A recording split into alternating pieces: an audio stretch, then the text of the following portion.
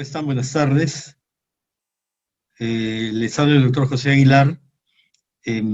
Vamos a hablar un poco sobre la inmunología del SARS-CoV-2 y algunos datos sobre las vacunas, las variantes del virus que hay actualmente.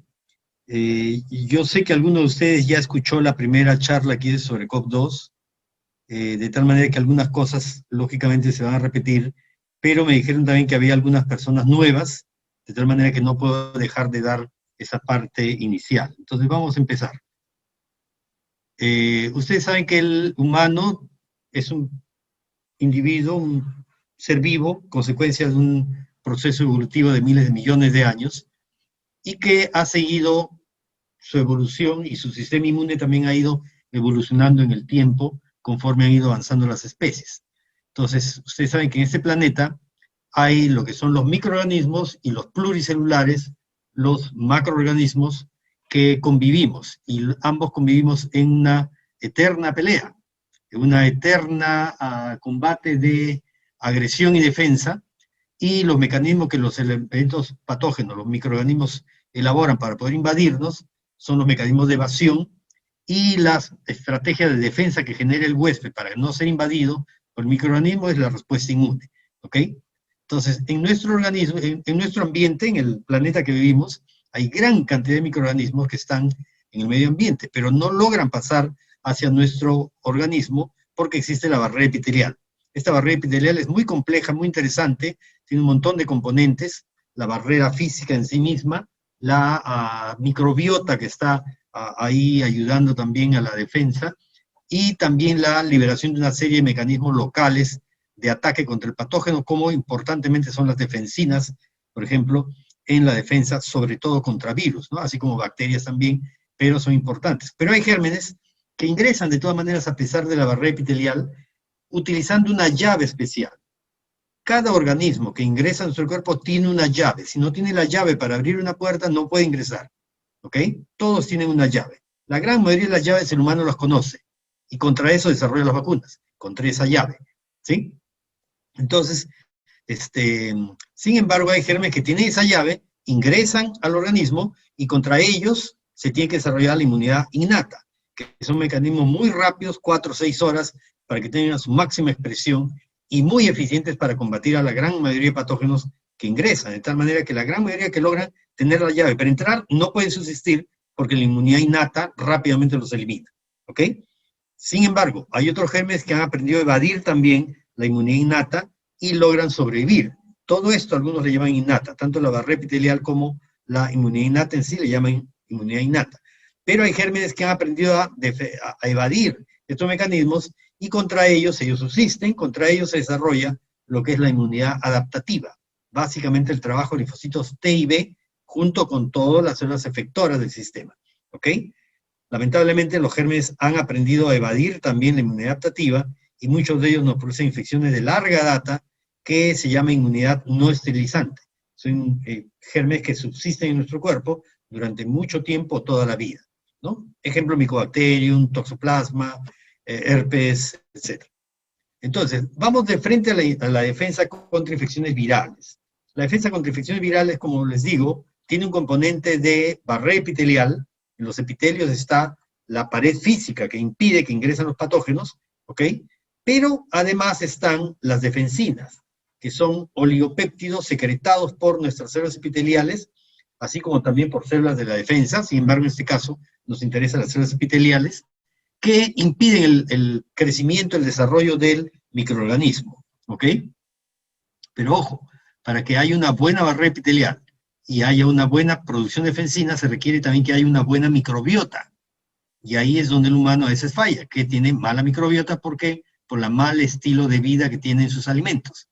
Mala calidad de alimentos que llevan a tener una mala microbiota, y esa mala microbiota impide un adecuado trabajo de las defensinas, ¿sí? Así como de la barrera epitelial. Entonces tenemos más chance de enfermedades, por ejemplo, coronavirus, ¿no? Pero digamos, las defensinas producidas por la barrera epitelial y la misma barrera epitelial con la microbiota que está ahí, impide el ingreso de la mayoría de virus, ¿ok? Sin embargo, algunos tienen la llavecita, dicen perdón, abren la puerta e ingresan, ¿ok?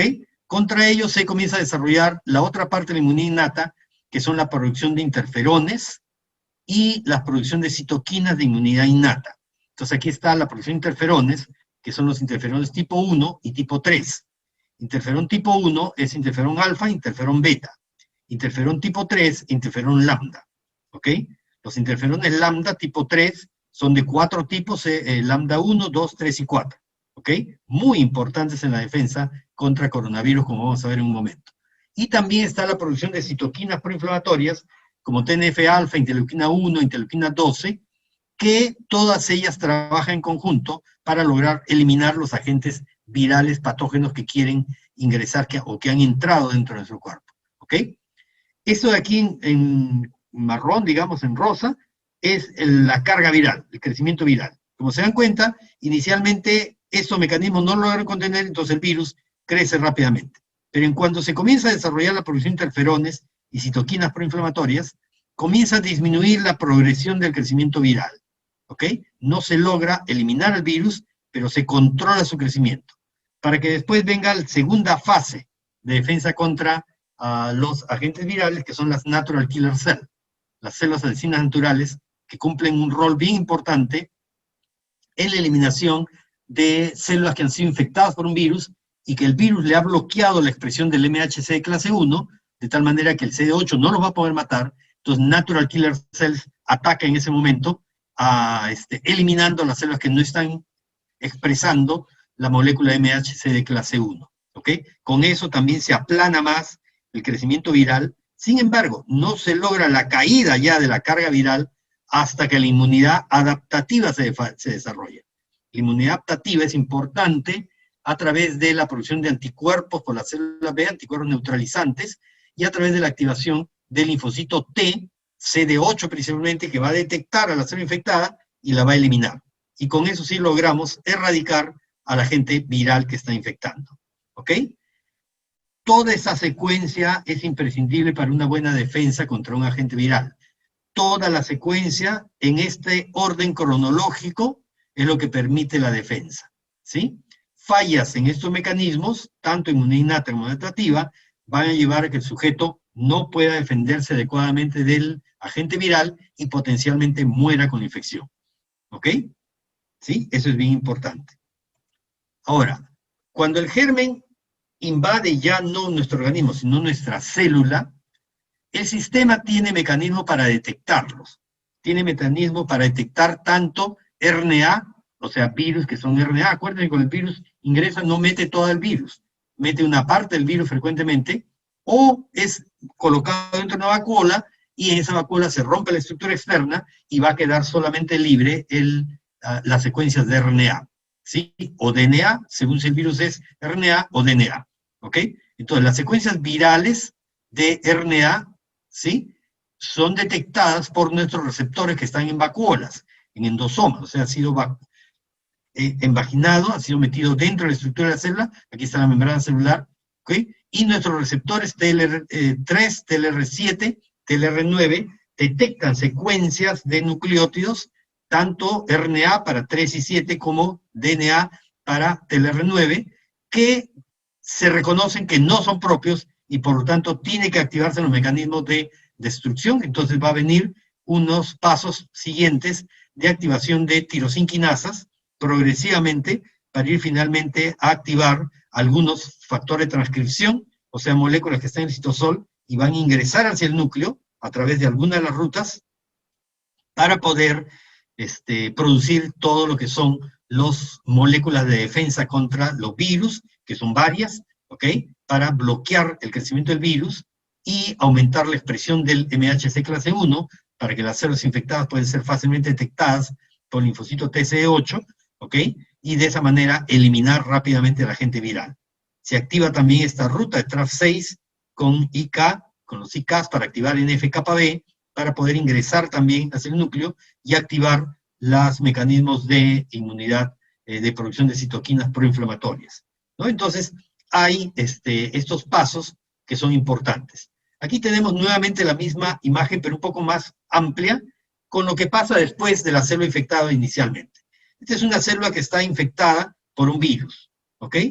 El virus va a ingresar vía vacuola o aperturando la membrana celular ingresando solo el material nuclear, pero la cosa es que va a ingresar su material nuclear, sea en DNA o RNA, y va a ser detectado por nuestros receptores, ¿sí?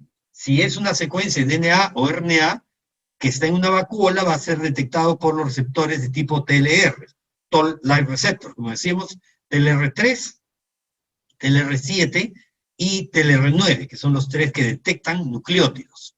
TLR3, TLR7, RNA, de cadena simple, cadena doble, y TLR9 que detecta DNA, o sea, agentes virales de tipo DNA. Los va a detectar este receptor TLR que está en vacuolas, como vimos en la gráfica anterior. Pero ¿qué pasa cuando el germen, el virus, mete directamente su material genético solamente? No entra en vacuolas, sino que abre la puerta y mete directamente el material genético. Va a ser detectado por algunos otros receptores llamados los RLRs, que son otros receptores que están solubles y que pueden detectar directamente la presencia de RNA que no nos corresponde, ¿ok? De tal manera que va a activar una serie de mecanismos para ir nuevamente hacia la activación de factores de transcripción, los factores inducidos por interferones, los IRFs, 1, 3, 7, que van a ingresar al núcleo y van a activar los genes de la producción de una serie de moléculas antivirales. Importantemente en el epitelio respiratorio, las células de la producción de interferones tipo lambda, ¿ok? Esos interferones tipo lambda son secretados y van a actuar bloqueando los mecanismos de replicación del virus, tratando de salvar esta célula que ha sido infectada, pero ojo, además estos interferones van a salir al medio externo, son secretados por la célula para poder actuar en las células vecinas, ¿sí? Un mecanismo paracrino, ¿no? Va a actuar en las células vecinas y a través de sus receptores, el receptor de interferón lambda tipo 1 y el receptor tipo beta de interleuquina 10 forman el receptor para interferones tipo lambda, que estos de aquí van a actuar a través de tirosinquinasas, ¿no? JAK1, TIC2, para estimular sistema de STATs y de esa manera también activar factores inducidos por interferones, ¿sí? En este caso el IRF9, que va a entrar también hacia el núcleo de la célula, son factores de transcripción, entran al núcleo y activan determinados genes para producir mayor cantidad de proteínas antivirales, y con todas estas proteínas antivirales y la producción de interferones por ese lado, se va a lograr eliminar al agente patógeno que nos ha infectado, ¿sí? Esa es la respuesta normal ante un agente viral. Ahora, dentro de los interferones, como les decía, hay una división de interferón tipo 1, tipo 2 y tipo 3. El tipo 2 corresponde a inmunidad adaptativa, no lo vamos a tocar. El tipo 1 y el tipo 3 corresponden a inmunidad innata, que son los mecanismos de inicio, o sea, lo más rápido que se produce de defensa en el cuerpo son los interferones tipo 1 y tipo 3. Y entre ellos hay algunas diferencias. Los interferones los producen todas las células nucleadas. Toda célula tiene capacidad para producir interferones, ¿sí? Sin embargo, el interferón tipo 1 lo producen todas las células, pero el interferón tipo 3 lo producen principalmente, casi exclusivamente, las células del epitelio respiratorio. Por lo tanto, coronavirus ingresa por la vía respiratoria, ¿ok? Por lo tanto, este tipo de interferón tipo 3 se vuelve muy importante en la defensa contra coronavirus, ¿ok? Y ese interferón tipo 3 tiene algunas peculiaridades. Por ejemplo, en la capacidad para inhibir la replicación viral, interferón tipo 1 funciona, pero interferón tipo 3 es más potente, tiene mayor capacidad de bloquear la replicación del virus. En cuanto a la actividad de estimular a natural killer cells, activar la expresión del MHC clase 1 para que el CD8 detecte la célula infectada y disminuir la expresión del MHC clase 2 en las células que corresponden, y además la activación del linfocito T, los dos, tipo 1 y tipo 3, tienen la misma actividad, la misma capacidad, ¿ok? Pero ojo, el interferón tipo 1 tiene gran capacidad para inducir inflamación, ¿ok? En cambio, el interferón tipo 3 no tiene capacidad para inducir respuesta inflamatoria. Por lo tanto, este aquí va a estimular gran cantidad de salida de citoquinas proinflamatorias, llamado desde médula ósea a gran cantidad de polimorfos nucleares y macrófagos para que lleguen a la zona a contribuir en la defensa contra el patógeno, Pero el interferón tipo 3 no tiene esa capacidad. Por lo tanto, tiene capacidad de matar al virus, pero no induce una respuesta inflamatoria que haga el llamado de células de polimorfos nucleares y macrófagos hacia la zona del epitelio respiratorio. Eso va a ser un factor crítico en la mortalidad inducida por coronavirus. ¿Ok? Entonces es un factor importante. Aquí está nuevamente el mismo aspecto, que los interferones tipo lambda son reguladores del neutrófilo. ¿Sí? Acuérdense que lo que primero apareció es el linfocito TH1, linfocito TH2. El linfocito TH1 es el proinflamatorio, ¿no es cierto? Inflamación, ataque, ¿sí? Y el linfocito TH2 es el antiinflamatorio, más bien apagar la respuesta inflamatoria. Igualito se creó para el macrófago M1 y el macrófago M2. Macrófago M1 es el proinflamatorio, ¿no es cierto? Llega para la defensa, para matar el patógeno, y cuando ya lo eliminó, se activa el macrófago M2, y el M2 sirve para la defensa, para la respuesta inflamatoria, bloquea que no lleguen más macrófagos polimorfos nucleares, y más bien inicia el proceso reparativo tisular. ¿Sí? ¿Qué pasa? Interferón lambda también induce neutrófilo. Y neutrófilo es lo mismo. N1, N2. N1 el de ataque, N2 más bien es el antiinflamatorio, el reparador tisular. ¿Ok? Entonces, los interferones lambda tienen buena capacidad para inducir la regulación N2, o sea, neutrófilo tipo 2, reparador tisular más bien. ¿Ok? Como en la invasión, específicamente ya hablando del SARS-CoV-2, es el coronavirus productor de la enfermedad COVID-19, ¿no es cierto? ¿Sí? Este es el SARS-CoV-2, es el virus que ustedes conocen, tiene su estructura, tiene un material nuclear en un sistema de RNA de cadena única, ¿ok? Tiene una membrana celular, tiene algunas proteínas transmembrana, la proteína M, tiene proteínas estructurales, la proteína E, tiene la proteína N de la nucleocápside, algunos le llaman NC, pero como quieran, N o NC, de la nucleocápside, que sirve para el mantenimiento de la estructura de su RNA, ¿ok? Y tiene la proteína S, que es la proteína de la parte externa, que se le llama S por spike, por espiga, porque parece una espiga, ¿no es cierto? Es lo que parece esta proteína, por eso se le llama spike S, ¿ok? Que va a convertirse en una estructura muy importante para entender el mecanismo de ataque del virus. ¿Por qué? Porque esta proteína es la que va a tener contacto con nuestras células, ¿sí?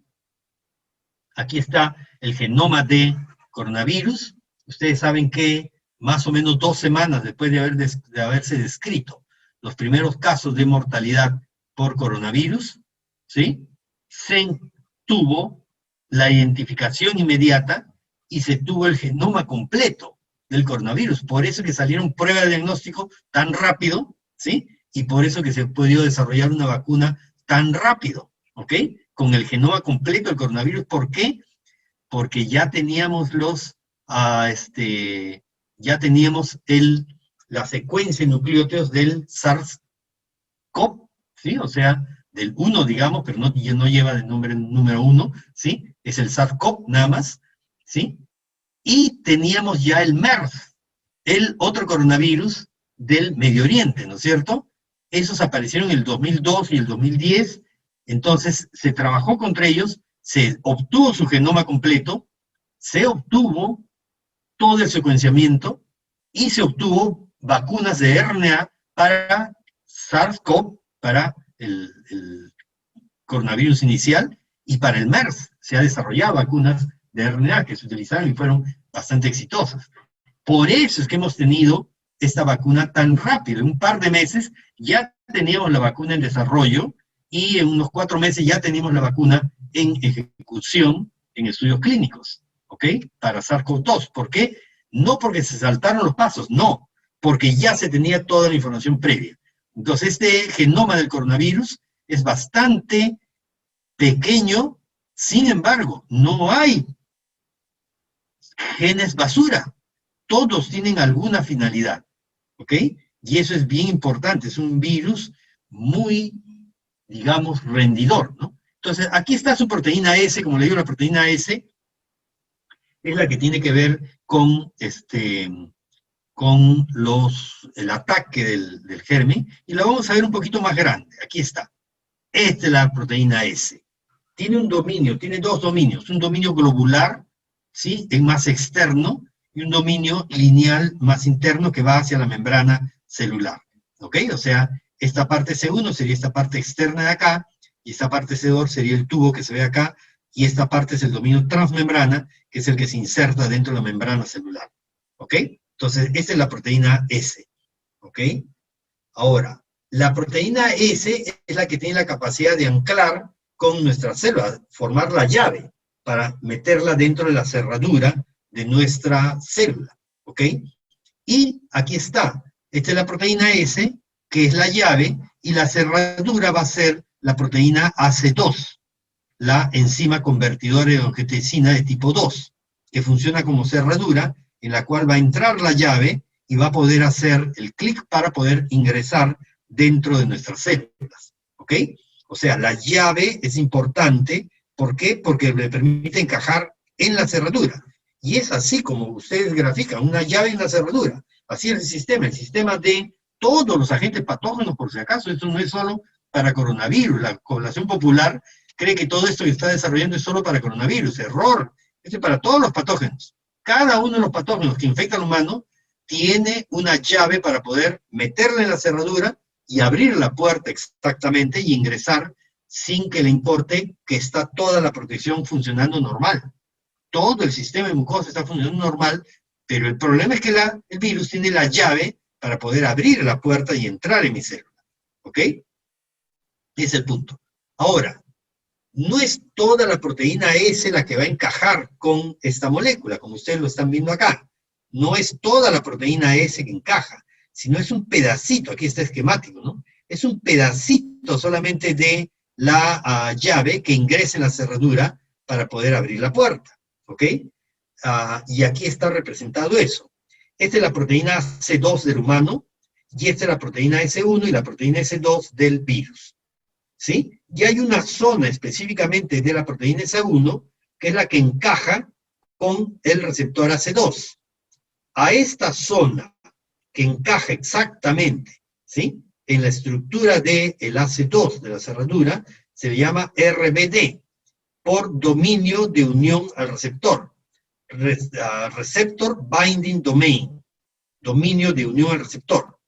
Esto de aquí es una parte muy importante del virus, que es lo que ha mutado entre el virus que infectaba inicialmente al murciélago, el virus que infectaba después al pangolín y el virus que infectaba luego al humano, ¿no es cierto? Esta región es la que cambia.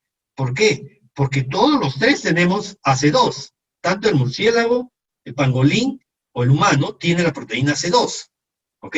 Pero cada proteína C2 de cada especie tiene secuencia de aminoácidos diferentes, ¿ok?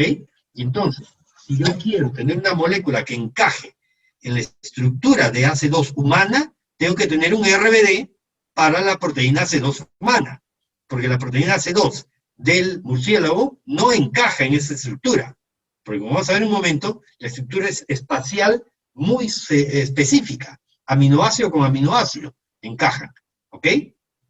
Entonces, esta es la región importante que hace contacto con la molécula C2 y permite el ingreso que se abra la puerta, el ingreso del patógeno hacia la estructura humana, ¿no? Y una vez que el virus ingresa, es colocarlo dentro de una vacuola endosomal o endocítica, ¿ok? Va a lograr escapar luego el RNA mensajero, ¿sí? El RNA del virus se convierte para nosotros en un RNA mensajero que va a ir y va a sintetizar las proteínas del virus, ¿sí? Aquí está el mensajero del virus y va a sintetizar las proteínas del virus en la maquinaria de ribosomas del humano, ¿ok? Y entonces, esto es lo que va a suceder. Ahora, el virus bloquea varios de nuestros mecanismos, y lo vamos a ver ahí. Y ahí está la evasión del virus, ¿ok? Esto es lo normal, el lado de la derecha, es lo normal que sucede con cualquier infección respiratoria, por un adenovirus, por un virus influenza, básicamente, ¿no? Los que producen la gran mayoría de infecciones virales, o los otros coronavirus que no son COS-2, ¿no es cierto? Que hace muchos siglos nos infectan a los humanos, ¿ok? Y nos producen una infección viral de gripe, ¿no es cierto? Un resfrío, ¿ok? ¿Qué ha pasado? El virus ha metido su RNA, ¿ok? Que va a servir para que se replique dentro de mi célula, ¿ok? Esto es captado, detectado por nuestros receptores que decíamos, los TLRs, los RLRs, que van a detectar esta secuencia de nucleótidos que no nos corresponde y van a inducir una serie de mecanismos que van a ir hacia el núcleo y van a activar la síntesis de una serie de moléculas antivirales. Dentro de ellas, importantemente, la síntesis de interferones tipo 1 y principalmente tipo 3 en el aparato respiratorio. Entonces, en cualquier célula, pero en el aparato respiratorio va a ser principalmente interferones tipo 3. Estos interferones van a cumplir su función dentro de la célula de bloquear la replicación viral, pero además son secretados hacia las células vecinas, con lo cual las otras células vecinas también son alertadas y van a producir sus mecanismos antivirales rápidamente, con lo cual se logra controlar la proliferación del virus, y entonces yo no requiero gran llamado a células inflamatorias que provienen de médula ósea, ¿ok?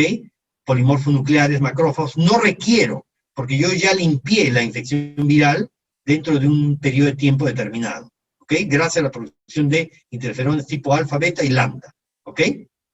Eso es lo que sucede en una infección viral cualquiera en nuestras células. Pero ¿qué pasa con SARS-CoV-2? SARS-CoV-2 tiene un mecanismo muy interesante. Ingresa en nuestra célula, libera su material genómico, su RNA. Este RNA va a ir hacia el ribosoma de nuestras células y va a comenzar a codificar sus proteínas. Y sus proteínas van a bloquear los mecanismos de producción de moléculas antivirales por mis células. Importantemente van a bloquear interferón lambda, con lo cual interferón alfa va a ser liberado de todas maneras y entonces va a generar una potente respuesta inflamatoria. Se va a liberar interleuquina 1, TNF-alfa, interleuquina 6 en gran cantidad, van a llegar a médula ósea, van a liberar gran cantidad de polimorfonucleares macrófagos, ¿sí? Que van a ir hacia la zona, mastocitos también que van hacia la zona para combatir el crecimiento del virus que está proliferando aquí y que evidentemente no está siendo controlado, por lo tanto hay gran carga viral, porque mis mecanismos iniciales no pudieron, fueron bloqueados por el virus, y esto va a ocasionar una gran llegada de células de médula ósea, que va a ocasionar lo que se llama la tormenta de citoquinas, como vamos a ver en un momento.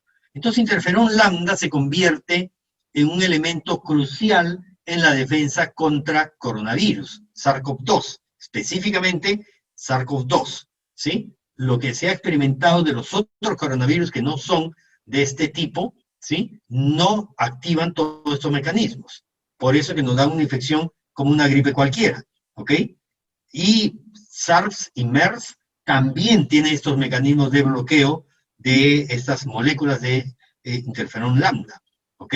Entonces, se han visto muchos factores importantes en la producción de interferones. Y se ha visto primero que los interferones tienen que ver también con la expresión de la molécula AC2, ¿ok? Los interferones son un regulador negativo de la expresión del AC2, ¿ok? Principalmente interferón tipo lambda, como se ve en esta publicación del año 2013, ¿ok? Pero se ha visto ese mecanismo. Ya en los estudios más modernos, en el momento actual, se ha demostrado que algunos polimorfismos de interferón, ¿sí?, tienden a producir una mayor expresión de AC2, mientras otros polimorfismos producen una menor expresión del AC2 en las células epiteliales respiratorias. Y como ustedes entenderán, esto es críticamente importante, ¿no es cierto? Por el hecho de que el virus va a ingresar a través de la expresión del AC2. Si hay menor expresión de AC2 en la célula epitelial, va a haber mayor dificultad para que el virus pueda ingresar, porque hay menos posibilidad de encontrar la llave y poder ingresar. Entonces, al haber el interferón, al tener un rol de regulación negativa de la expresión de AC2, cuando no se puede expresar interferones tipo lambda, no va a haber este bloqueo, esta disminución de la expresión de AC2, y se va a expresar gran cantidad de AC2 que va a facilitar el ingreso del virus hacia la célula que va a ser infectada, ¿no? Entonces se dan cuenta que por el lado de defensa, por el lado de la expresión del AC2, los interferones lambda se convierten en una parte clave de la invasión de coronavirus SARS-CoV-2, ¿ok? Y es por eso que en el momento actual hay más de 20 protocolos de terapia clínica puestos en el Clinical Trials de uso de interferones tipo lambda en diferentes momentos de la infección como prevención para que no vaya enfermedad moderada, pero también enfermedad moderada y severa para que no vaya hacia la falla respiratoria, para que no vaya a la mortalidad, ¿sí? Todavía no hay resultados de esos estudios, están en curso, ¿ok? Inicialmente, cuando conocimos la secuencia de coronavirus, se notó que habían algunas proteínas sintetizadas por algunas partes del genoma de coronavirus, principalmente los que tienen que ver con el ORF, ¿no? Con el Open Reading Frame, con esta secuencia de nucleótidos que tienen que ver con la iniciación de la codificación de la activación de algunos genes, ¿ok? El ORF1, el ORF3A, fueron los que se pensaron que eran los que tenían mecanismos inhibitorios de los mecanismos de defensa antiviral del huésped. Sin embargo, cuando ha pasado el tiempo, se han dado cuenta que eso no es así. O sea, muchos de los genes que tiene coronavirus, que los usa para producir su estructura completa, pero también para producir sus genes reguladores, como estos NSP, por ejemplo, que no forman parte, o sea, son proteínas que no tienen parte en la estructura del virus, non-structural proteins, de ahí sale NSP, ¿no? Esos genes también codificaban proteínas que interferían con la defensa, y también, por supuesto, la proteína M, la proteína ORF3A, ¿no? Y proteína S, todos los ORF, todos los proteína N, todos ellos producen proteínas que, si bien sirven para volver a generar un nuevo virus, también tienen mecanismos de bloqueo de la respuesta de defensa del huésped. ¿Se dan cuenta de la inteligencia de estos virus? Son seres vivos extremadamente inteligentes. Por eso yo discrepo bastante cuando algunos profesionales dicen que los virus no son agentes vivos. Yo creo que sí son seres vivos y son los más inteligentes seres vivos del planeta, saben mucha inmunología, saben mucha biología molecular. Miren cómo sus estructuras genómicas codifican proteínas que le van a servir para replicar al virus, pero además esas mismas proteínas cumplen función de bloqueo de los mismos mecanismos de defensa. Se dan cuenta cómo el virus aprovecha al máximo su pequeña cantidad de genes que tiene, ¿sí? Entonces lo que se ha demostrado es que los virus SARS-CoV, ¿no? Específicamente SARS-CoV-2, sus proteínas de membrana, por ejemplo, bloquean esta fase, la activación de IKB para poder producir el NF-κB libre, para que active los mecanismos de liberación de algunas citoquinas, algunas moléculas de activación, ¿ok? Su proteína N o NC, la nucleocápside, ¿no es cierto?, va a bloquear los mecanismos de los TLRs, bloqueando la ruta de activación de los genes regulados por interferones para la producción de moléculas antivirales, ¿sí? Además, las proteínas NSP14 y la proteína N bloquea también los RLRs, esta proteína MDA5 que tiene que ver con la detección y activación de esos mecanismos de producción de moléculas antivirales a través de la detección de nucleótidos sueltos, ¿ok? De tal manera que bloquea tanto la vía de detección del virus por nucleótidos libres como la vía de detección del virus a través de receptores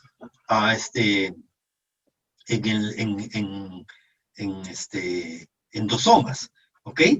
Y además, estas proteína NSP3 y el ORF3B y la proteína 6 van a también bloquear el ingreso, al final, si es que se llega a formar estos factores de transcripción, IRF3, 3, 7, bloquean el ingreso de esta molécula hacia el núcleo para que no pueda unirse al DNA de la célula infectada y activar la producción de interferones, principalmente tipo 3, ¿ok?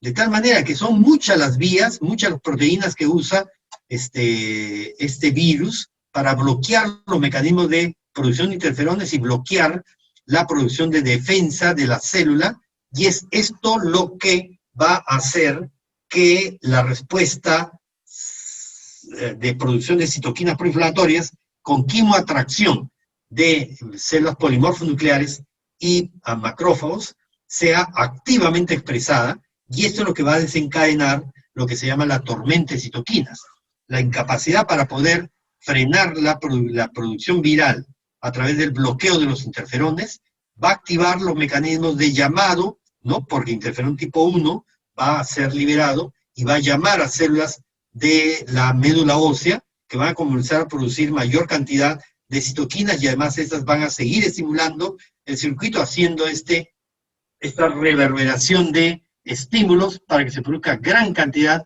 de citoquinas proinflamatorias, activación anormal de los mecanismos de coagulación, y se forman los trombos característicos de la patogenia, de la patología en el pulmón de los pacientes con SARS-CoV-2. Y finalmente la muerte del huésped, por destrucción por nuestro propio sistema inmune. ¿Ok? Ahora, ¿cuál es la respuesta que tenemos ante esta infección? La respuesta innata funciona en la gran mayoría de pacientes. De hecho, la mayoría de pacientes son asintomáticos. 50-60% de pacientes son asintomáticos. ¿Eso qué quiere decir? El virus entró. Ser asintomático no quiere decir no estar infectados, ¿sí? Ese fue uno de los errores de uno de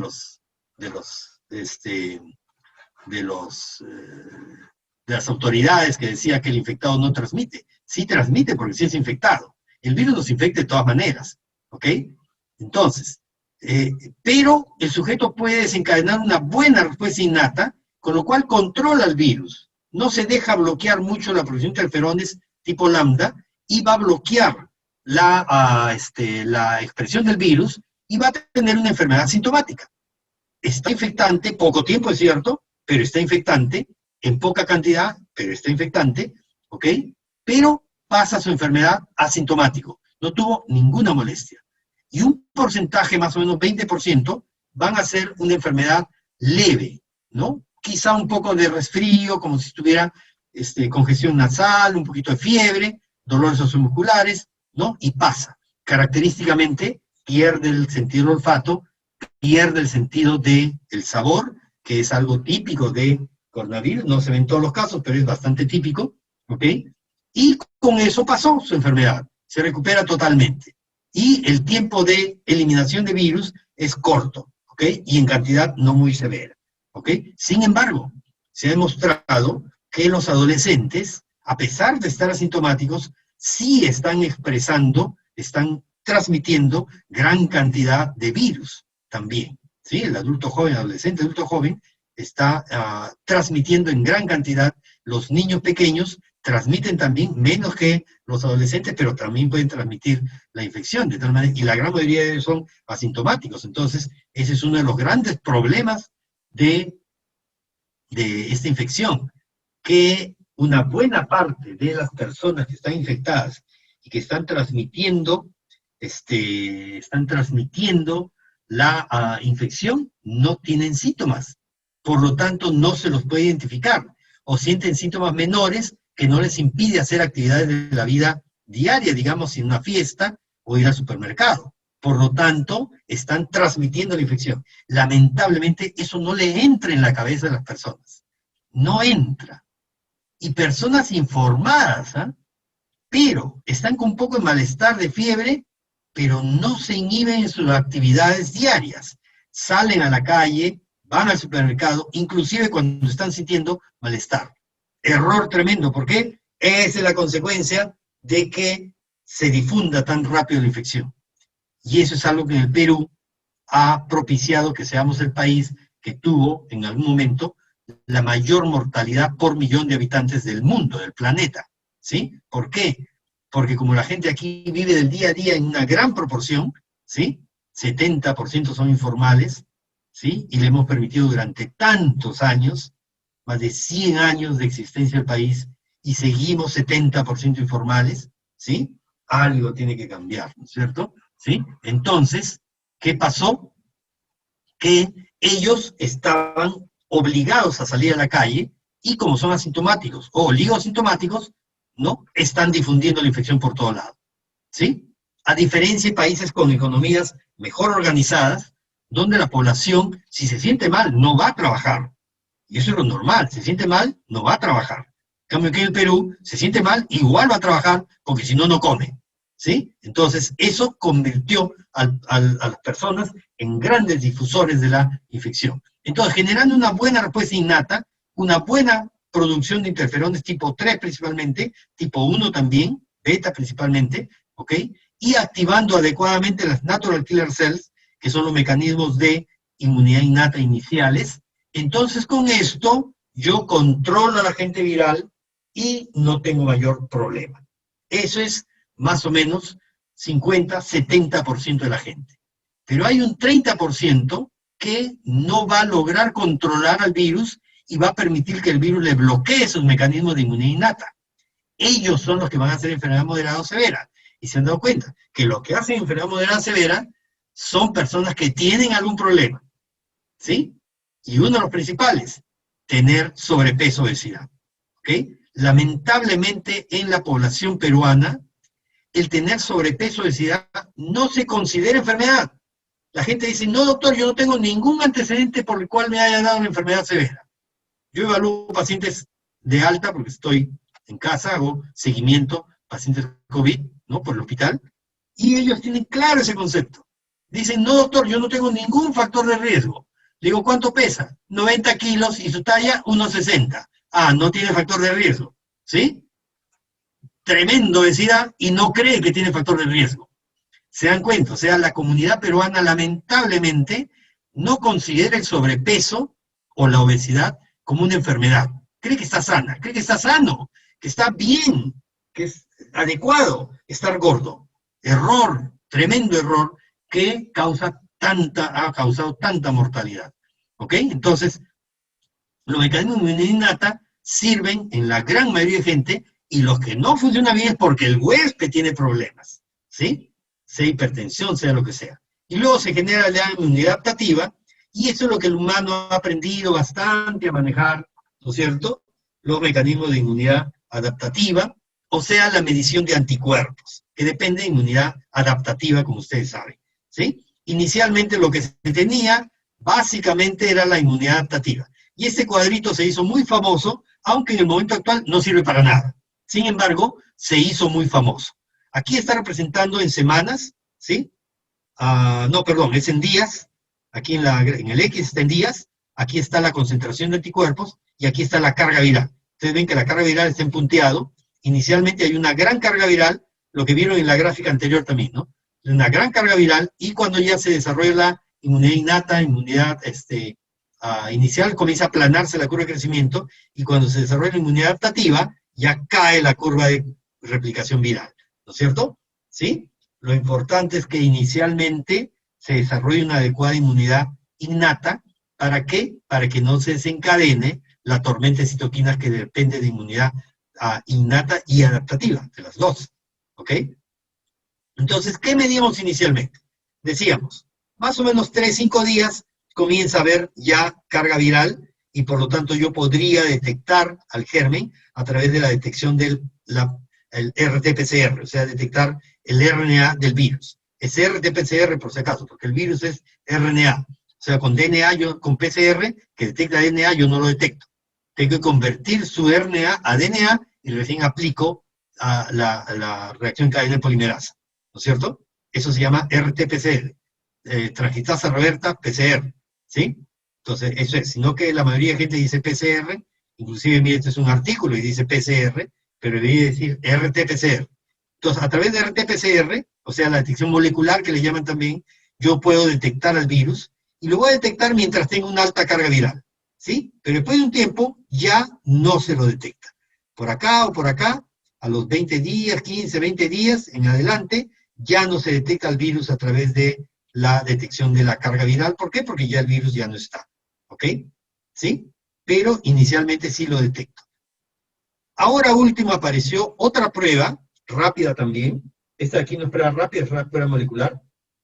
Pero apareció la prueba rápida inicialmente de detección de anticuerpos, pero luego apareció la prueba rápida de detección de antígeno, que se demora entre 4 a 6 días, o sea, un poquito más que la prueba molecular se demora, pero es bastante buena, tiene una buena confiabilidad, y eso es lo que actualmente se está usando mayoritariamente cuando uno quiere un diagnóstico rápido. ¿Sí? 15 minutos tiene positividad o negatividad para una prueba rápida de detección de antígeno. ¿Ok? Entonces, eso se hace en hisopado también de faringe, nasal, ¿ok? Y puede detectar rápidamente el antígeno después entre los 4 a 6 días, o sea, un poquito después de lo que lo detecta la prueba molecular, ¿ok? Y se mantiene también mientras haya la carga viral. Por lo tanto, no va a durar mucho. Después del día 10, 12, ya se negativiza también la prueba de antígeno, ¿ok? Un poquito antes de lo que dura la prueba de PCR, RT-PCR. ¿Ok? Como les digo, lo primero que apareció fue la prueba de detección de anticuerpos. Y como ustedes saben, en toda respuesta del sistema inmune, primero se produce IgM, luego la IgG. ¿Por qué? Porque la célula BNAI, cuando se le estimula, solo tiene activado el gen de la cadena MU para producir IgM.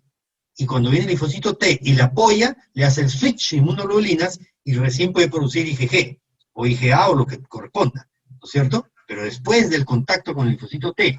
Por eso es que después es la producción de IgG. Entonces aquí está la producción de IgM, ¿no? En verde, que empieza a partir del quinto, séptimo día, octavo día, a veces décimo día, empieza a producirse la IgM y va a caer en los pacientes después de los 20, 21 días, 25 días. Cae la producción de IgM. ¿Por qué? Porque todas las células B que estaban produciendo IgM han hecho el switch inmunoglobulinas y ahora están produciendo IgG. ¿Ok?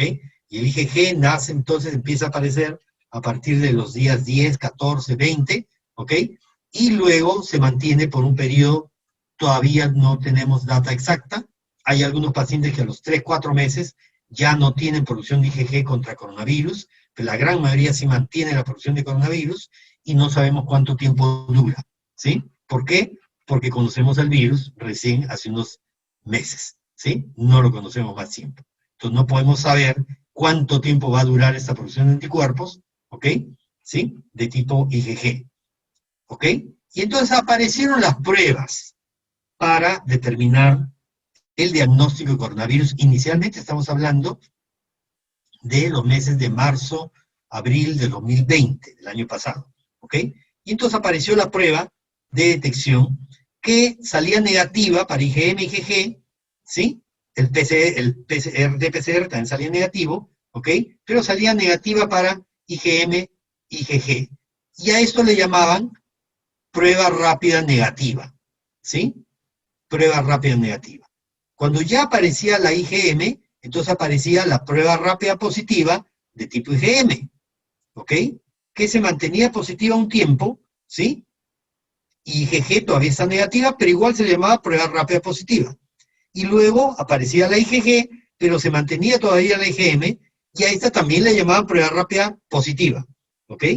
Y después aparecía la IgM, desaparecía y la IgG seguía positiva y también le llamaban prueba rápida positiva. Y a largo plazo también era IgG positiva, también le llamaban prueba rápida positiva. Entonces, para la comunidad esto era inentendible, ¿ok?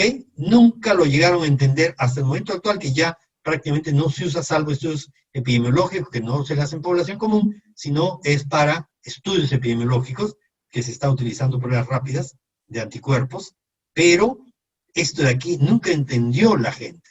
Y, por ejemplo, un empleador le pedía su prueba rápida al paciente, al trabajador. Ya habían pasado un mes, 2 meses después de haber tenido la infección, que fue asintomática o leve positivo, ¿ok? O lío sintomática, y le salía la prueba rápida positiva y decía, no puede regresar, no puede regresar, porque tu prueba rápida es positiva. Error, ¿no es cierto? Porque la prueba rápida es tanto IgM y IgG. IgM positivo podría decir que todavía no puede regresar, pero si es IgG positivo solamente, ya está protegido, ya no tiene por qué estar sin trabajar, ¿no es cierto? Ya podía trabajar y la gente, muchos han perdido el trabajo por esta concepción que se tuvo de la prueba rápida. Felizmente ahora ya no se lo usa en las pruebas de atención. Y además, esto fue muy errático. Este cuadrito se cumple solo en el papel, pero en la vida real hay pacientes que nunca expresaron IgM y de frente fueron a producir IgG. Hay pacientes que produjeron IgM y eran 6 meses después y seguía produciendo IgM. ¿Ok? Entonces la variación en este cuadrito fue tremendamente grande, por lo cual ya se desechó. Luego viene el rol de la inmunidad adaptativa. Y entonces comenzó a valorar el rol del linfocito T dentro de la respuesta de defensa y sobre todo en la memoria inmunológica. Acuerda que lo que guarda memoria inmunológica solamente son linfocitos TCD4, TCD8 y linfocito B. Son las únicas células del cuerpo que guardan memoria inmunológica. Por lo tanto, la situación a largo plazo depende de la memoria inmunológica que se genere, porque los anticuerpos probablemente no duran mucho tiempo, ¿ok? Pero la memoria inmunológica sí. Entonces, en la infección aguda había actividad de linfocitos T, CD4 y CD8 con expresión de una serie de moléculas que se podía detectar a través de citometría de flujo, ¿ok? Específicos contra SARS-CoV-2, y en el convaleciente también teníamos linfocitos T, CD4, TCD8, que mantenían memoria inmunológica contra el virus y que esto se mantenía por un tiempo mucho mayor que lo que se mantiene la producción de anticuerpos. Entonces, pacientes que sus anticuerpos habían caído ya, eran indetectables a los 6 meses, 9 meses, sin embargo, no hacían reinfección, ¿ok? Y se les medía linfocitos T y salían positivos los linfocitos T de memoria contra coronavirus, con SARS-CoV-2, ¿ok? Entonces, eso fue un hallazgo muy interesante que valora el rol del linfocito T, sobre todo en la memoria inmunológica. Y los linfocitos T se activaban rápidamente y producían los anticuerpos, tanto en enfermedad leve, moderada o severa, ¿sí? Como ven acá en esta curva, la cantidad de linfocitos T, tanto en los sujetos que habían sido expuestos, pero no habían tenido sintomatología, como los que tuvieron enfermedad moderada, como los que tuvieron enfermedad severa, tuvieron alta concentración de linfocitos T, mientras la cantidad de anticuerpos era mayor en los que tienen enfermedad severa que los que tienen enfermedad leve o asintomáticos. ¿Ok? Sí, eso fue algo que se demostró también claramente. Entonces, este es un dato bien interesante. Los linfocitos T mantienen inmunidad contra varias proteínas, por ejemplo, contra la proteína N, contra las proteínas NSP, ¿no? O sea, contra proteínas que no forman parte de la estructura del virus, ¿ok? Y se mantienen porcentajes bastante altos de anticuerpos que inclusive hacen reacción cruzada con otros SARS, con otros coronavirus que no son el SARS-CoV-2 exactamente, ¿ok? Entonces, y esto se demostró que estos linfocitos T tenían capacidad para producir interferón gamma rápidamente luego del contacto con el antígeno. Entonces son anticuerpos muy interesantes. Por eso en la actualidad todos los prospectos de vacuna evalúan tanto la producción de anticuerpos como la producción de linfocitos T, ¿sí? Entonces, en el tiempo, rápidamente se desarrolló lo que fueron las vacunas contra coronavirus, ¿ok? Y eso se convirtió en la esperanza de la humanidad y sigue siendo en el momento actual la esperanza de la humanidad el desarrollo de vacunas, ¿ok? Entonces, este es el punto. La generación de vacunas que está sucediendo en el mundo fue muy rápida en primer lugar, y segundo, sigue aumentando en gran cantidad sostenidamente. Esta es una data, por ejemplo, bajada el 22 de septiembre de 2020, ¿sí? Esta de aquí es la dirección electrónica de la página web donde ustedes pueden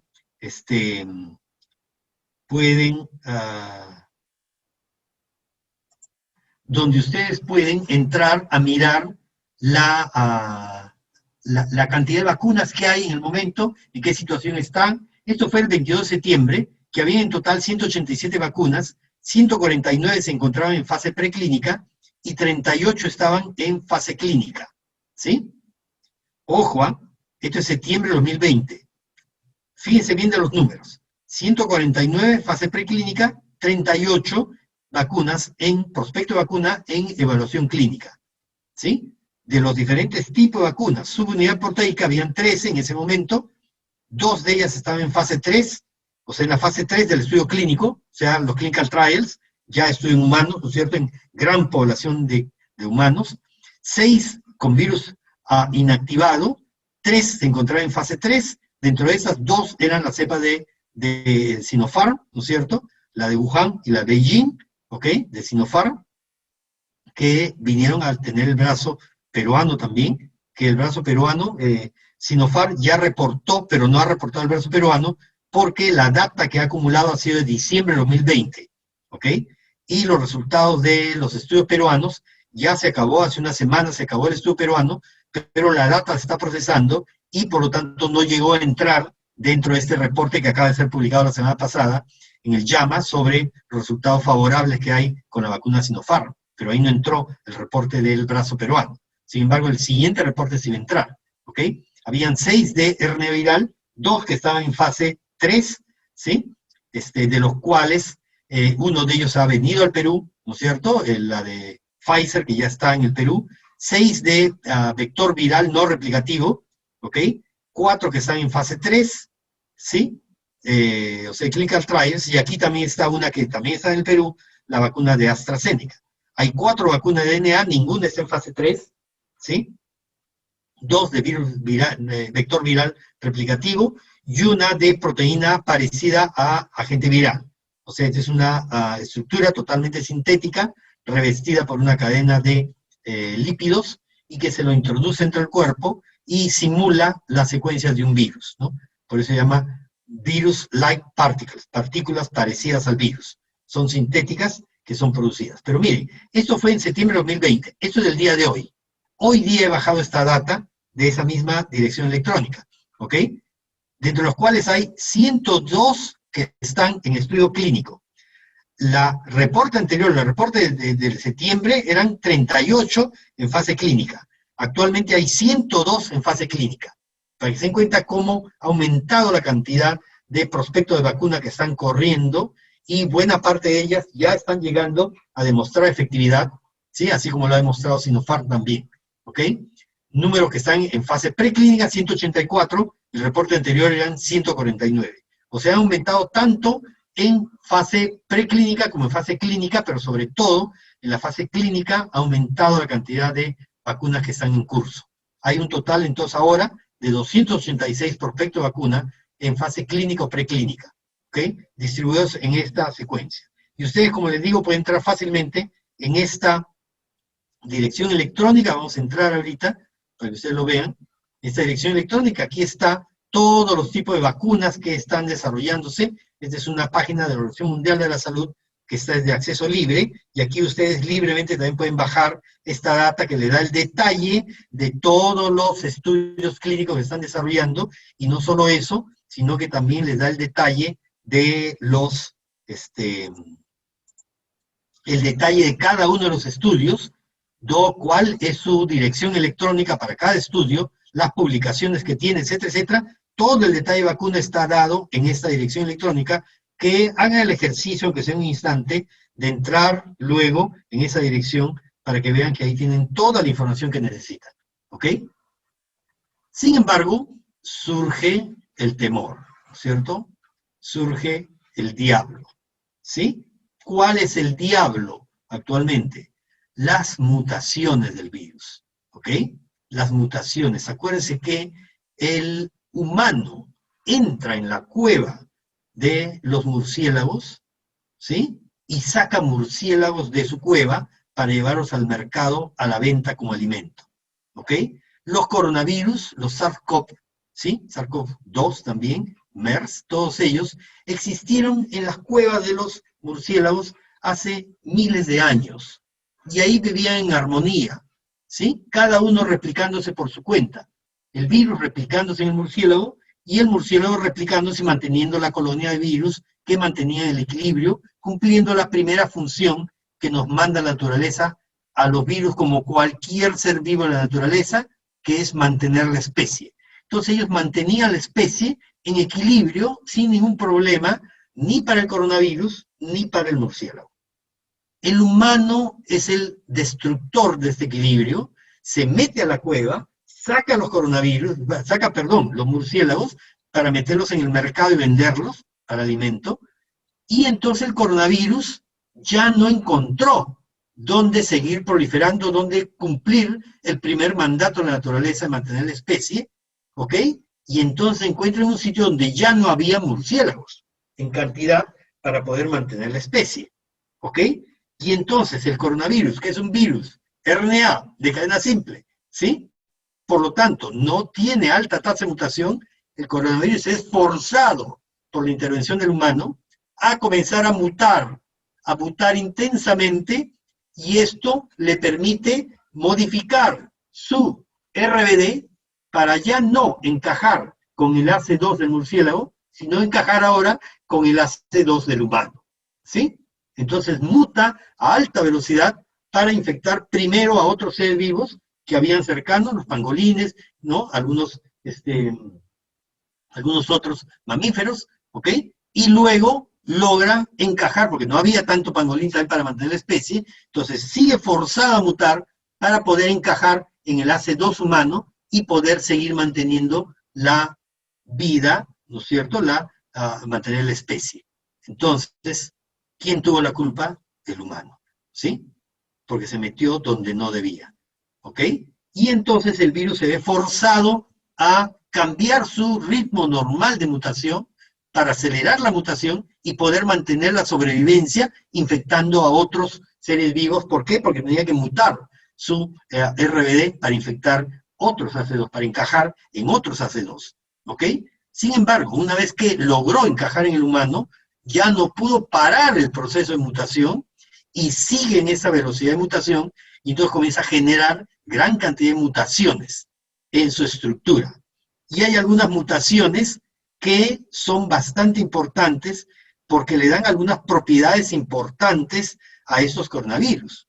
Acuérdense que esto de acá simboliza que aquí hay un aminoácido en la posición 614 de la proteína S1, de la región RBD del S1, ¿ok? Y ha sido cambiado este aminoácido por otro de acá, el que tiene el símbolo D por el que tiene el símbolo G, ¿ok? O esta otra de aquí que tiene el símbolo N en la posición 501 por la aminoácido que tiene el símbolo Y, ¿ok? Y así en cada uno. Entonces, estas mutaciones comienzan a suceder, ¿no?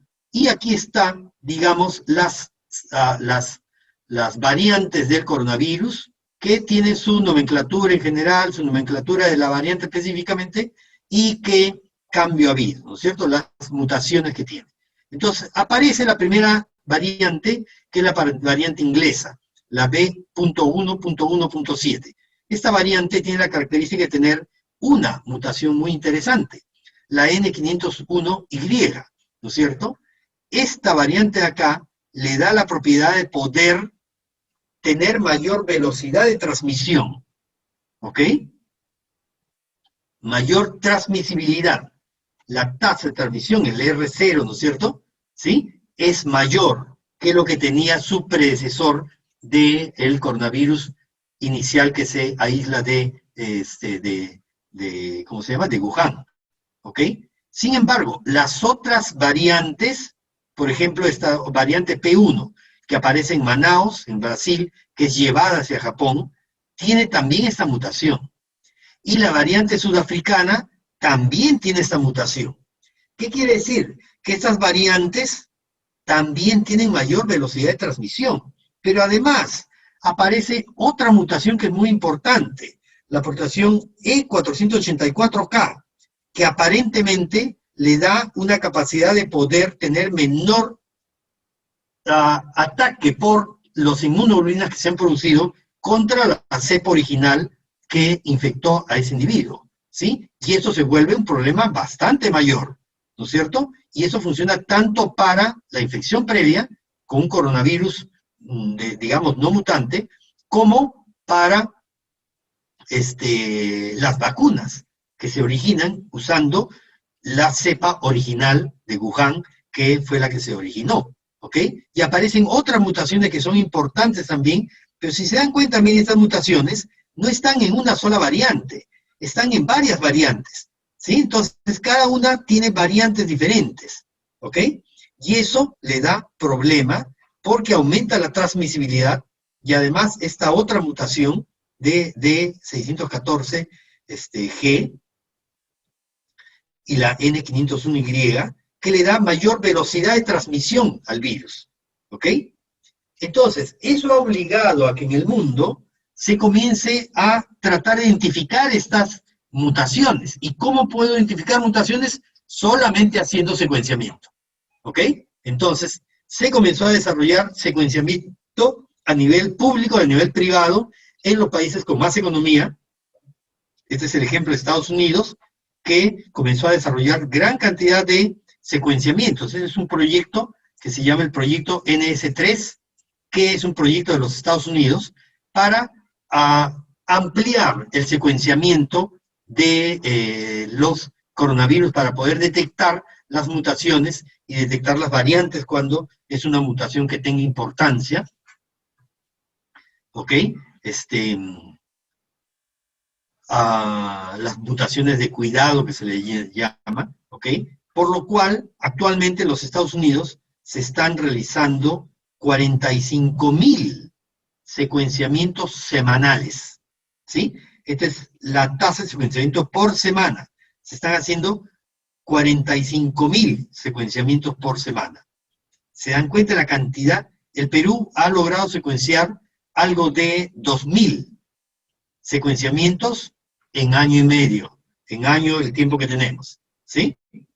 En un año 3 meses, ¿no? Un año 3 meses, un año 4 meses, hemos secuenciado 2.000 virus, no es despreciable, pero ellos secuencian 45.000 virus semanales. ¿Se dan cuenta la diferencia en esta capacidad de poder identificar las variantes? ¿Sí? Importante, ¿no? Entonces, eso, digamos, es una dificultad. Sin embargo, no es solo los Estados Unidos la que está secuenciando, sino también son otras, las internacionales, las agencias internacionales están secuenciando también en mayor cantidad que solamente Estados Unidos. Pero definitivamente Estados Unidos secuencia más de la mitad de lo que está secuenciando en el mundo, ¿no? Entonces, es, digamos, importante. Nosotros hemos tenido una segunda ola, ¿no es cierto? Esto fue la primera ola, ¿ok? Tremenda primera ola, pero luego ha venido, después de un periodo de aparente quietud, lamentablemente en este episodio, en este momento, estamos hablando de diciembre, enero, Día de la Madre, ¿no es cierto? ¿Sí? Brum, se dispara de nuevo, no, aquí es, perdón, Año Nuevo, ¿no? Y después viene Día de la Madre, se dispara nuevamente la ola. No se le puede llamar tercera ola, todavía seguimos en la segunda ola, pero hay gente que dice que esto es la tercera ola, pero bueno, en todo caso. Pero la cosa es que estamos despuntando en el momento actual, ¿sí? En este punto, estamos nuevamente en bajada. Espero que las próximas elecciones nos disparen nuevamente otra ola, ¿sí? Y la aparición de otros mutantes que de repente no sean cubiertos por la defensa que generó las infecciones iniciales. Por eso se dice, el que ya tuvo la infección o el que fue vacunado no debe dejar de usar mascarilla. Tiene que seguir tomando todas las precauciones, doble mascarilla, protector facial, ¿no? Aislamiento social, no ir a reuniones donde hay gente, no estar en ambientes cerrados, idealmente, ¿ok? Entonces, estas mutaciones son muy importantes y Perú también ha estado haciendo una serie de secuenciamientos para detectar mutaciones. Y gracias a este secuenciamiento que se ha hecho, que es en toda la comunidad andina, se ha logrado tener esta web también, que nos permite detectar las mutaciones que están sucediendo. Ya, entonces estaba diciendo que aquí está esta página web que reporta todas las todas las mutaciones que están apareciendo en este linaje, en esta variante C37. Como decía, la C37 está en esta página de internet ya, que es de la zona andina, ¿ok? No es solo Perú, desde la zona andina, pero aquí están toda la procedencia de dónde han procedido todos estos virus con esta variante, ¿okay? Con esa mutación en el linaje C37, ¿ok? Y como se dan cuenta, la gran mayoría son de la zona andina, ¿sí? Por eso es que se le llama la variante andina. Nosotros queríamos que sea la variante peruana, sin embargo, no han aceptado la condición de variante peruana. ¿Por qué? Porque se ha reportado simultáneamente en Chile, en Brasil también, ¿ok? Argentina también. Entonces, pero es la variante andina, por lo menos, ¿sí? Entonces, aquí están viendo ustedes pueden entrar, como les decía, a esa página web, y ahí van a ver todos estos jueguitos que se pueden hacer, y ustedes ven aquí los reportes de los secuenciamientos peruanos, como ven aquí, se secuenció en Perú, como están viendo ahí, esta es otra secuenciada en Perú, ahí está, esta es otra secuenciada en Perú, ¿no es cierto? Todas estas son secuenciadas en Perú, ¿ok? De tal manera que estamos dentro de los mapas mundiales, no es que permanecemos aislados, gracias al trabajo de tanto estatal como privado. Ustedes saben que para este secuenciamiento está trabajando el Instituto Nacional de Salud junto con la Universidad Cayetano Heredia y la Universidad de San Marcos, ¿no? Entonces son trabajos que están haciendo colaborativos, pero que ha permitido este reporte de una variante de la región andina, que nosotros en Perú la ha reportado, y ahorita vamos a ver eso. Y como les decía, aquí ustedes ven muy poquito de esto en rojo y en amarillo. Hay algunas, pero son muy pocas, ¿sí? Que provienen del área europea, sobre todo, ¿ok? Entonces, colombiana hay muy poco, como ustedes se dan cuenta, casi nada se prende ahí, se prende esas dos de ahí nada más. Brasileña también muy poco, o sea, no hay mucho en Brasil ni en Colombia para esta cepa C37. Entonces, esta cepa C37 hay en Europa, en Estados Unidos, en América principalmente, pero por el hecho de que tiene mucha mayor cantidad en América, se supone que es la variante andina, problema, la variante andina, ¿ok? Entonces ahora regreso a la... ¿Ok? Ahí estamos, ¿no es cierto? Que estamos diciendo que aparece esta variante andina. Y en el momento actual, 80% de este pico corresponde a la variante C37, ¿no? Por lo cual se vuelve muy importante porque esta variante también tiene las mutaciones que vamos a ver en un momento. Esa es la página web, ¿ok? Y aquí está la estructura, o sea, está visto en el esquema tridimensional de la estructura de la proteína S1 con su RBD, que aquí está en color verde. Eso sí lo están viendo, ¿no? A ver, no vaya a ser que... Sí, está bien. Ya, ok. Ya, entonces aquí está la proteína S1, S1, su dominio globular, el dominio lineal S2, ¿no es cierto? Y aquí está el RBD, o sea, es el punto de contacto con la proteína AC2 del humano, ¿no es cierto? Esa es la idea. Aquí está esa interacción, y esa interacción es totalmente molecular, es aminoácido-aminoácido.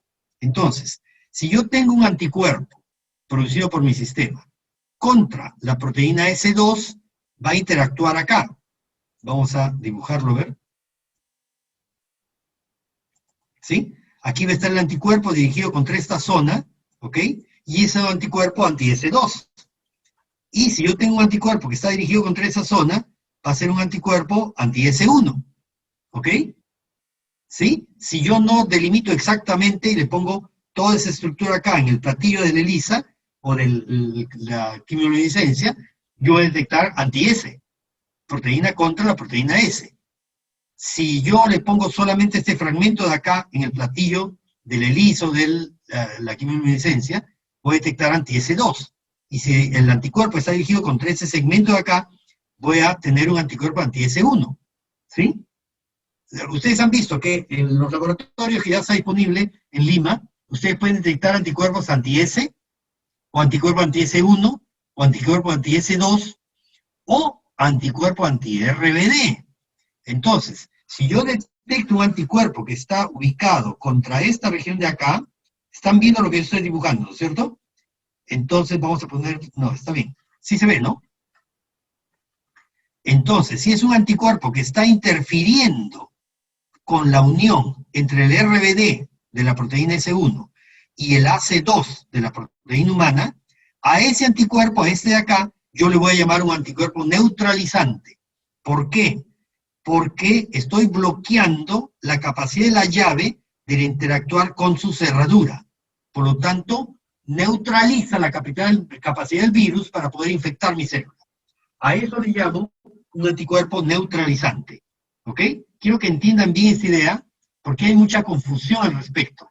¿Sí? Y piden un anticuerpo en algún laboratorio privado de Lima, y piden, y después no saben interpretarlo bien. ¿Sí? Un anticuerpo anti-S quiere decir que yo he colocado toda esta parte acá, una parte grande de este segmento, lo he colocado en el platillo de la ELISA o de la quimiluminiscencia, ¿ok? Y por lo tanto detecto anticuerpos contra esta parte de aquí, contra esta parte de aquí, contra esta parte de aquí, ¿ok? Detecto cualquier zona de acá, y eso es anti-S. Pero si yo he colocado solamente esta parte de acá en el platillo de ELISA o de quimiluminiscencia, y yo detecto el anticuerpo, estoy detectando anticuerpo anti-S2. Pero si yo coloqué solamente esta parte de acá, otra vez me están mandando chats. ¿No estarán viendo? Ya. Ya con lo que pasó hace un ratito, ahora sí voy a abrir los chats. Vamos a volver a explicar. ¿Sí? Decíamos, aquí yo tengo la estructura del virus, esta es la membrana del virus, ¿sí? Esta es la proteína S, tiene su dominio S1, globular, como les decía, dominio S2 lineal, su secuencia transmembrana, ¿sí? Esta es la proteína S, S1, S2 y transmembrana, ¿ok? Del virus, ¿ok? Y aquí está la región RBD, dominio de unión al receptor, receptor binding domain, ¿ok? Que se une específicamente a mi molécula AC2. Solamente este pedacito de acá es lo que se une a AC2. El resto no se une a AC2, ¿ok? Solo este pedacito acá se une a AC2, a la enzima convertidora de angiotensina, que es lo que le permite ingresar, ¿sí? Lo que va a suceder después es que aquí hay otra enzima de membrana que se llama la TMPRSS2, ¿no es cierto? Que tiene la capacidad de, una vez que se ha unido esto de acá, esta enzima, esta estructura se ancla, se inclina, y la proteína TMPRSS2 rompe acá. Por lo tanto, permite que esta región S2 se una con la membrana del huésped, y a través de eso se produce una invaginación, una endocitosis, ¿ok? Y ya se metió el virus dentro de la célula, ¿sí? Esa es la secuencia que se produce. Pero estamos ahora en la fase de diagnóstico. Entonces yo produjo un anticuerpo contra esta zona de acá, ¿sí? Toda esta zona de acá, que incluye proteína S1, proteína S2. Entonces le llamo anticuerpo anti-S. No puedo escribir bien, ¿ya? Anti-S. General, ¿no? Anti-S. Antiproteína espía, ¿ok? Porque yo no estoy poniendo ni un pedacito S1, ni S2, ni RBD. Estoy poniendo proteína S. Entonces va a tener esta especificidad contra cualquier parte de la proteína S. Pero si yo pongo solamente este pedacito acá, de la proteína S2, ¿sí? En el plato ELISA, yo solo voy a detectar los anticuerpos que están dirigidos contra esa zona de acá, no los de esta zona de acá. Entonces yo le llamo anticuerpo anti-S1, perdón, anti-S2. Si he puesto solamente un pedazo de acá, que es parte de la proteína S1, entonces yo detecto como anticuerpo, y esto va a ser anticuerpo anti-S1, ¿ok? Y si yo pongo el dominio RBD, este pedazo de aminoácidos de esta estructura de acá, en el plato ELISA, yo detecto anticuerpos contra la región RBD, se llama anti-RBD, ¿ok? ¿Sí? Ya, entonces hay diferentes tipos de ELISA o quimiluminiscencia que detectan cualquiera de estas opciones. Pero además, hay otro anticuerpo.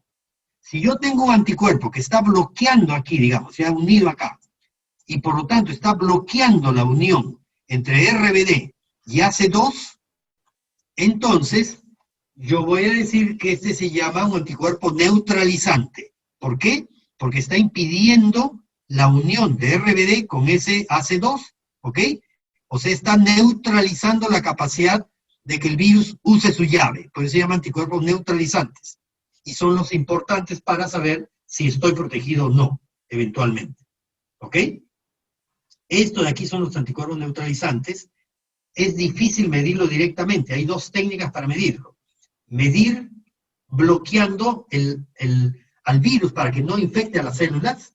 Eso implica cultivo viral, y como estamos hablando de coronavirus SARS-CoV-2, la Organización Mundial de la Salud permite el cultivo viral solo en condiciones de bioseguridad nivel 3. En el Perú, ¿quién tiene nivel de bioseguridad 3? Solamente el Instituto Nacional de Salud del Perú. ¿Ok? De tal manera que solo el Instituto Nacional de Salud puede ejecutar esta prueba en el Perú. Pero en general, en todo el mundo, cultivar virus implica nivel de bioseguridad tipo 3, que lo tienen muy pocas instituciones a nivel mundial. ¿Ok? Entonces, medir los anticuerpos neutralizantes a través del cultivo viral y ver el bloqueo del crecimiento del virus se volvía complicado. Entonces, la industria de producción de reactivos de laboratorio ha desarrollado una técnica muy ingeniosa, que la hace principalmente para quimiluminescencia. ¿Qué hace? Pone un plato de ELISA o quimiluminescencia en el hoyito, coloca el suero del paciente, ¿sí? Y coloca anticuerpos, RBD suelto, ¿sí? Que está marcado con una sustancia que emite luz, ¿ok? Entonces, si el sujeto tiene anticuerpo neutralizante en su sangre, va a unirse a esta RBD que está marcada con luz, ¿sí? Y por lo tanto, esto de aquí va a impedir que cuando yo lo lavo, se va a salir, ¿ok? Y no va a brillar en la quimiluminescencia. Por lo tanto, es un sujeto que tiene anticuerpo neutralizante. En cambio, si no tiene, esta proteína va a quedar suelta ahí, no va a ser lavada en el momento de lavado, y va a tener la sustancia que emite luz, y entonces va a salir positivo, ¿sí? Entonces, se llama un ELISA competitivo. Un ELISA que bloquea al RBD que se le ha puesto artificial, ¿ok? Y de esa manera detecto la presencia de anticuerpos neutralizantes, y eso sí es una técnica de quimiluminescencia o ELISA convencional, que lo puede hacer cualquier laboratorio, y eso es lo que se está haciendo en Lima, ¿sí? Porque hacer cultivo viral no podemos por norma de la Organización Mundial de la Salud. Salvo INES, pero hace muy poco para estudios de investigación básicamente. ¿Ok? ¿Se dan cuenta? Entonces, estos son los anticuerpos neutralizantes que nos garantizan que yo sí estoy neutralizando al virus. ¿Ok? Entonces, eso es lo que se detecta para ver, por ejemplo, si el sujeto también generó anticuerpos neutralizantes con la vacuna. Principalmente lo que se mide es la presencia de anticuerpos neutralizantes. ¿Ok? Y eso fue el problema, el gran problema, que mientras la mutación sea en cualquiera de estas partes, no tiene trascendencia. Pero cuando la mutación implica el RBD, ahí sí puedo tener problemas. Y por los meses de agosto-septiembre del año pasado, comienzan a describirse mutaciones que involucran a la región RBD, ¿ok? Y eso se vuelve un problema. Entonces, aquí está esta mutación, por ejemplo, ¿no? Estas regiones de aquí, esta es la proteína S1, y esta aquí es la zona de RBD. Es el dominio, exactamente la zona que encaja con AC2, ¿sí? Y ese es el N-terminal de la proteína S, ¿ok? Entonces, hay algunas mutaciones que han sido detectadas acá, en la zona de unión al AC2, la 501, la 439, la 453, ¿ok? Pero hay otras mutaciones que están más alejadas de la zona de unión al RBD. Por lo tanto, esta de aquí tiene mayor trascendencia. Sin embargo, hay otras mutaciones que también podrían tener importancia porque facilitan el acceso de esta zona hacia AC2, ¿sí? Y entonces, esto es lo que se ha puesto en esta publicación, que es muy reciente. No puse la referencia. Esta es una publicación que acaba de aparecer, donde se ha hecho la revisión entre la distancia que hay entre la mutación y el RBD, ¿ok? Y por otro lado, la posibilidad de que los anticuerpos accedan a esa región, ¿sí? Si la región que está involucrada tiene gran acceso a anticuerpos, si yo muto acá, esto es de tremendo peligro. ¿Por qué? Porque va a poder producir dificultad para que el anticuerpo que se tiene que unir acá ya no se puede unir, porque cambió los aminoácidos que estaban en esta ubicación. Y aquí se dan cuenta que está el 501, ¿no es cierto? Que ha sido reportado ya que como una variante de mucho peligro de observación, ¿ok? Estas de aquí están, como se dan cuenta, al acceso fácil del anticuerpo, ¿ok? Y sin embargo, no están a distancia del RBD, están en la misma región RBD. Estas de aquí están también con gran acceso al anticuerpo, pero están a cierta distancia del RBD. Están a esta distancia del RBD, ¿sí? Están en la región N terminal, ¿ok? Podrían tener importancia, sin embargo, no. Esta de aquí, en cambio, la otra, no tiene buena capacidad de interactuar con anticuerpos y está a distancia, bastante distancia del RBD, ¿no? Eso es lo que está graficado acá. Estas son las primeras que vimos, ¿no es cierto?, que están en la misma región RBD, ¿ok? Y que la mutación es de alto peligro porque el anticuerpo que se forma ya no va a poder interactuar adecuadamente, y estas de aquí son de menor peligro, que están más distantes del RBD, pero que potencialmente podrían interactuar con el resto de pasos que suceden. La 614 que decía que está más distante, ¿ok? Aquí están esta dirección electrónica, ya no lo cambio para que no vaya a perderse nuevamente. Vamos a hacerlo, a ver, para que ustedes vean que esto es muy sencillo. Estas son las variantes, B117, B1351, ¿no es cierto? Estas son las variantes que han sido escritas, y esta es la data para los Estados Unidos, que son los que tienen datos, ¿no? Y aquí ustedes pueden ver, mire, aquí en cada estado, mire, por ejemplo, de la variante en Alabama, de la variante B117, hay 186 secuenciamientos detectados, variante P1 no hay ninguna, y la B1351, la africana, hay 2, ¿no? Entonces, y así en cada estado, sería bien bonito tener eso también en Perú, ¿no? Un mapita así. Pero no estamos muy lejos, miren, ve. Entonces decíamos que esta de acá, ahora regresamos, entonces a este de acá. Entonces, este es el reporte que todavía no está como publicación, está en preprint, ¿no es cierto? En esta situación está el reporte del doctor Pablo Sukayama, que es de Cayetano Heredia, que está trabajando junto con gente de San Marcos, junto con el Instituto de Medicina Tropical, que es Alexander von Humboldt de Cayetano, y también hay un extranjero de Reino Unido que también participa, que es el que reportó esta variante, la C37, que es un linaje que se está expandiendo en Perú, Chile principalmente, y que tiene 2 áreas de mutaciones muy peligrosas, que probablemente es lo que ha dado la segunda ola que tenemos actualmente, ¿sí? 80% de los casos son C37 en el Perú en este momento, para que se den cuenta, ¿sí? Que están en ORF1A, ¿sí? Con una deleción, que es este triángulo de acá quiere decir deleción, o sea, se ha cortado la secuencia desde 3.675 a 3.677, 2 nucleótidos volaron, no hay en la secuencia del gen de esta variante, ¿ok? Y también hay en la proteína Spike, hay una deleción del 246 al 252, y hay algunos cambios de aminoácidos. G había originalmente en la posición 75, varió a B, T había en 76, varió a I, y así, ¿no es cierto? Son las mutaciones que han sido detectadas en esta variante C37, que claramente tiene mayor transmisibilidad, ¿no? Y están justo en estas 2 áreas, miren, ve. Está en la región ORF1 y está en la región Spike, que son 2 regiones muy importantes en mutaciones que son de alto riesgo para la difusión, para la diseminación de la infección. Por eso es que ha habido esta segunda ola tan fuerte en el Perú, ¿ok? Y no solo en Perú, miren, aquí están los casos ya por departamentos. En esta variante solamente la mutación en ORF1 está 2.5 en Ancash, 20% en Ayacucho, 75% en Cajamarca, 70% en Cusco, y así, ¿no es cierto?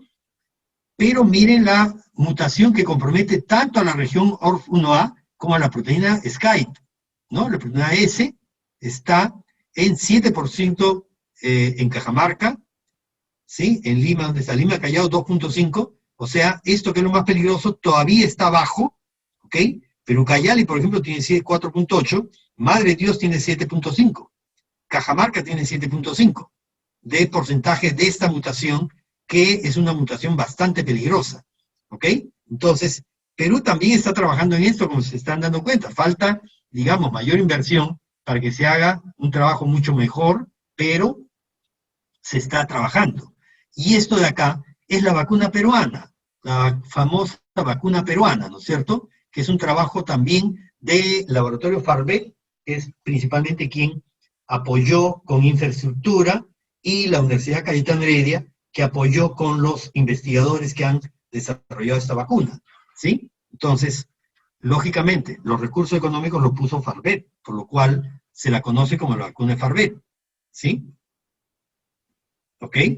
Pero, sin embargo, la parte tecnológica, los ideólogos, ha sido la gente de biología molecular, de bioinformática, perdón, de bioinformática, tanto de Cayetano Heredia como de San Marcos. Y hay algunos extranjeros también que están trabajando en este laboratorio de Farvet, ¿sí? Ahí en Chincha, que han ido, los dos candidatos han ido a visitarlo, que lo quieren jalar para su lado, ¿sí? Sin embargo, ahí está que se resiste, ¿no? Pero la idea es que esto se estimule, se siga apoyando y no se haga más bien bloqueo, ¿sí?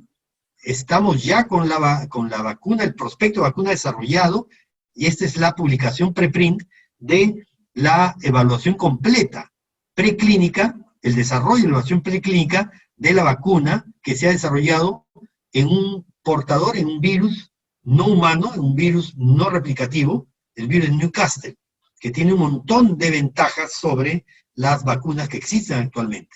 Esta es la idea.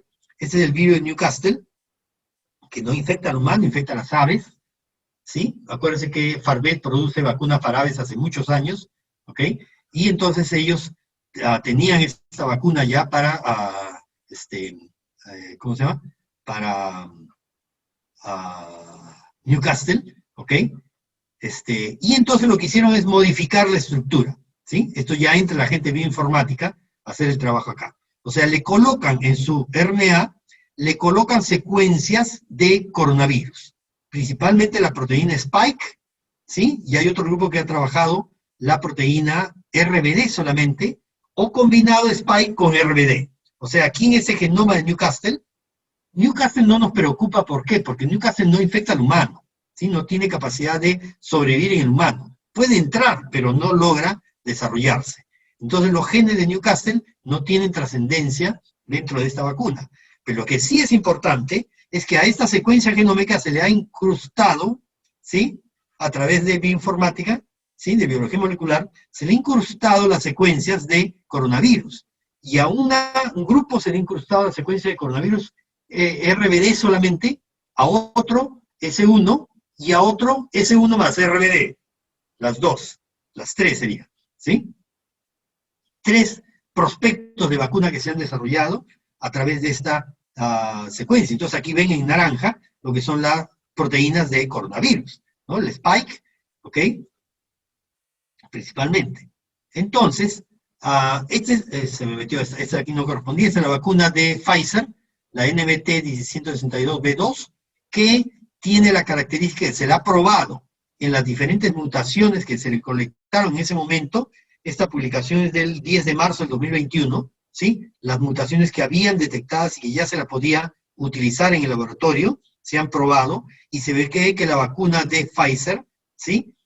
Tiene capacidad de producir neutralización, esta es la cantidad de neutralización, ¿sí? De todas las variantes que estaban detectadas en ese momento. En ese momento no estaba detectada la variante C.37, por lo tanto, no lo podemos decir, pero esperemos que sí funcione, ¿no es cierto? Porque Pfizer se está usando acá, ¿ok? Entonces, esta es una buena información, es una, digamos, muy, digamos, positiva, porque se ve que esta vacuna cubre con la mayoría de virus, variantes de los virus que se han detectado. Sin embargo, hay algunas observaciones, y esta vacuna se vio que producía un efecto de diferenciación en la eficacia de la vacuna desde el inicio, desde los 22 días post-inmunización, que es el día 0 de aplicación de la vacuna, y se mantiene, como ustedes ven, aquí está la parte larga, que está en 112 días este reporte de diferencia entre el vacunado y el placebo, ¿no?, en la incidencia de infecciones. ¿Ok? Esta vacuna tiene una secuencia del RNA mensajero, estamos hablando de la de Pfizer ahora, tiene la secuencia de RNA mensajero de S1 de coronavirus, incluyendo importantemente la proteína, la secuencia RBD, ¿ok?, que está revestida por una nanopartícula lipídica, o sea, lípidos que recubren esta secuencia S1 de RBD. Entonces, gracias a la característica de ser una nanopartícula lipídica, o sea, es de pequeño tamaño y es lípido, ¿sí? Y ustedes saben que la membrana es una célula humana, ¿sí? La membrana celular del humano es lípidos. Por lo tanto, un lípido pasa, simplemente difunde por diferencia de concentración. Va a difundir al interior de la célula. El interior de la célula es inmediatamente roto el endosoma y se va a liberar el RNA mensajero del coronavirus. Pero solamente, ojo, solamente la proteína S1, ¿sí? ¿Ok? Por lo tanto, no tiene otros genes. Por lo tanto, nunca va a poder armar el virus completo, ¿sí? Es lo importante. Entonces, esta proteína S1, junto con algunas otras secuencias que le van a ayudar para que vaya hacia el ribosoma de la célula infectada, del humano, esa es la vacuna, ¿no? Entonces va a producir las proteínas del virus, ¿sí? La proteína S1 exclusivamente. Esta proteína S1 va a salir y va a reaccionar el sistema inmune formando linfocitos T y linfocitos B contra la proteína S1, incluyendo la producción RBD. Por lo tanto, va a producir anticuerpos contra S1, pero además anticuerpos contra RBD, ¿sí? Entonces, en un paciente que está vacunado para coronavirus con Pfizer, con la vacuna de Pfizer, o la vacuna de Moderna, por ejemplo, si ustedes miden anticuerpos anti-N, va a salir negativo. Anticuerpo anti-M va a salir negativo. ¿Por qué? Porque ustedes solo le pusieron a la proteína S1. El único anticuerpo que va a formar, los únicos anticuerpos que va a formar, va a ser contra S1, incluyendo RBD. ¿Ok?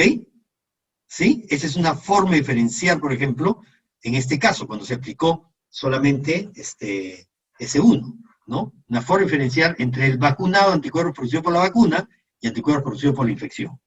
¿Ok?